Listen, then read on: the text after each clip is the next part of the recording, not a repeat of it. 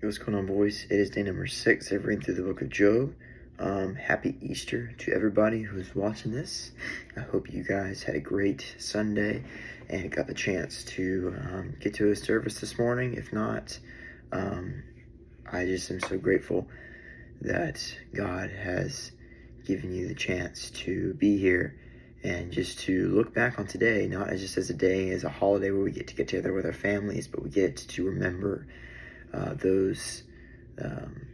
that day that happened nearly 2,000 years ago, that Jesus rose from the tomb and the stone was rolled away. So I hope that everybody had a great day today, and I hope that today is a marking point in your life, to where you can really make that next step in your faith and step out into the world with a better vision now that you have Christ within you, and Christ lives and dwells in you. So we're going to be looking through chapter 6 today with Job. We're going to be actually looking at a response that Job's going to give, and it's going to be the first half that Job's going to give, and the second half will be covered in chapter 7 tomorrow. So when reading through this, the immediate thought I got after reading this is I thought, man, Job, you're going through a lot, man. This guy's going through everything. He's going through all sorts of just mess. Just not having any sort of positive emotions, not being hopeful about anything, and he never mentions anything about, being angry at God, but he's more angry at himself, angry at what he did, kind of that one kid that, you come home and this kid's just trying to figure out, what did I do? And, he's not receiving any answers. He was talking with Eliphaz and he just doesn't know what's going on. He's having all sorts of emotions go through his head. So to start off, I want to look at verses 2 through 3 at the beginning. He says, makes it kind of an interesting kind of imagery here. He says, if only my anguish could be weighed and all my miseries be placed on a scale, it would surely outweigh the sand of the seas. No wonder my words have been impetuous. So, he's having all the emotions go over his head, and he's like, I know for a fact that these things are overloading my mind, and I have 1,000 things going through my head. My head's going 1,000,000 miles an hour, and he just can't control his thoughts. There's just so many things going through, I don't understand why this has happened. I don't understand why I've lost everything. I guarantee for sure if I were to lay out these thoughts on a physical scale, they would be more than all the sand of the sea. We know that these old sand particles, there's billions and trillions of them across the whole earth. And he's like, well, my thoughts got to be more than that. And obviously we know that that's not possible. But, you can imagine, if you've gone through a tough time, whether it's losing a family member or, getting a bad grade, you can only imagine that that's what it is. And so you really, get to see that he's just going through a lot. And, we know that that's the whole point of this whole series. But, just hearing him lay out his emotions, you almost wish you were, there in person. You could just, be like, Job, dude, look, man, this isn't what it is. You gotta remember. And obviously, we know what happens in the story. But, put yourself in the beginning of the story where, the second, from, you have chapter 6, chapter 7 hasn't happened yet. The rest of the book has not happened. How are you going to go about making that, motivational, piece of advice to give to him to say, look, you got to remember, this isn't to try and knock you off your feet. This isn't more of a, how faithful of a servant are you? And this brings me to verse 13. Job says, do I have power to help myself now that success has been driven from me? So, he's really well, what do I have to do if I don't have any success? I don't have anything to work off of. I don't have anything to, pull off of. I don't have anything to look at and be like, okay, that's how I'm going to go forward. And one of the biggest things that I took away from this when I was reading this is Job says this, but it's he hasn't lost everything. His life is spared. God told Satan, he's like, you can take everything away from him. He's like, but do you spare his life? You spare my servant. You cannot harm him. And that's where I think we could really, connect with Job and be like, look, you haven't lost everything. You're still living. Your life is not gone. Like, you are still here. Like, God spared your life. Like, he could have taken away your life too. He could have just wiped out everything. But he didn't. He spared your life for a reason. Now, what is that reason? Well, that's a question that you have to talk to God about. It's not something that, our friends can know. It's only something that God knows.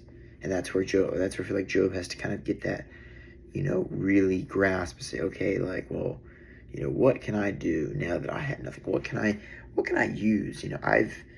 I don't have anything. I don't have anything I can give to God. Like, what can I do? And I think that's the biggest kind of, question that, that goes on throughout this whole series. And I want to look at verse 20 through 24 and 25, where Job makes kind of an interesting little statement. He says, teach me, and I will be quiet. Show me where I have been wrong. How painful are honest words. But what do your arguments prove? So he's like, look, if you will just show me, then he's talking to, his friend Eliphaz, like, if you just show me what's going on, show me where I've been wrong, show me where I may have said something wrong or did something wrong, or, just wasn't in the right, mindset, please, by all means, tell me. Like, don't tell me to my face. Like, I don't know how else to go forward. I can't let this thought out of my head till I figure out what the source is.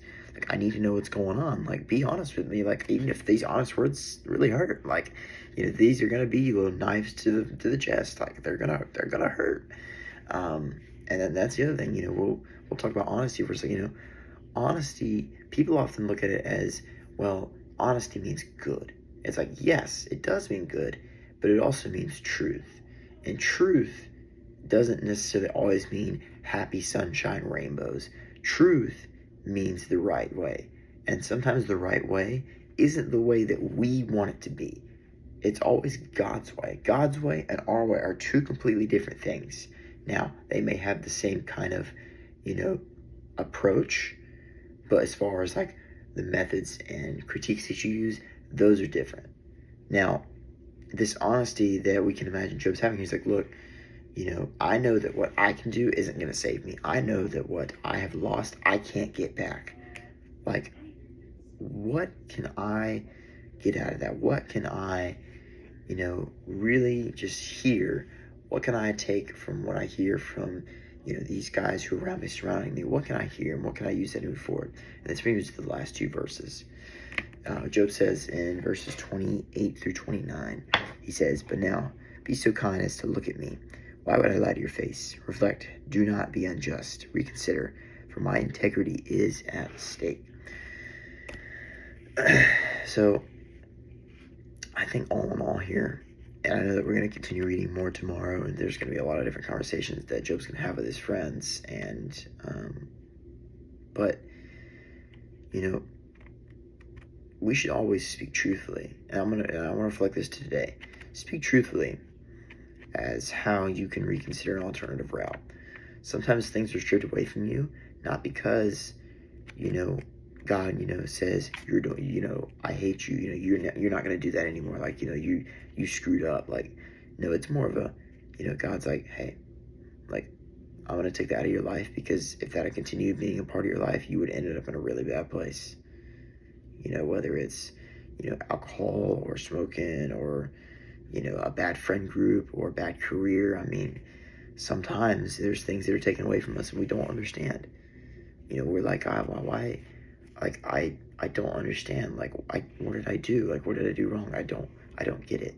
And sometimes it takes a long time for us to understand.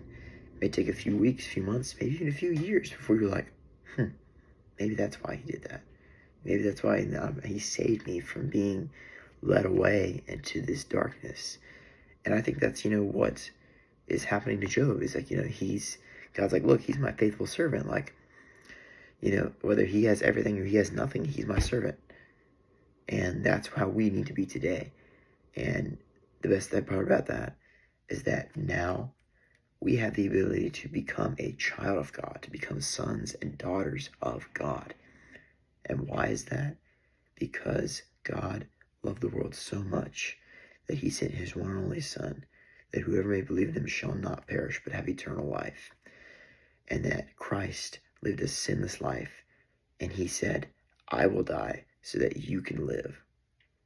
Christ is God in the flesh. Christ said, I will get up on that cross. I will take everything. I will take the beatings and take the nails in my hands and have the blood dripped out of me and have it, pulled out of me so you can live. Because I know that you were created in the image of God, and that's how it needs to be.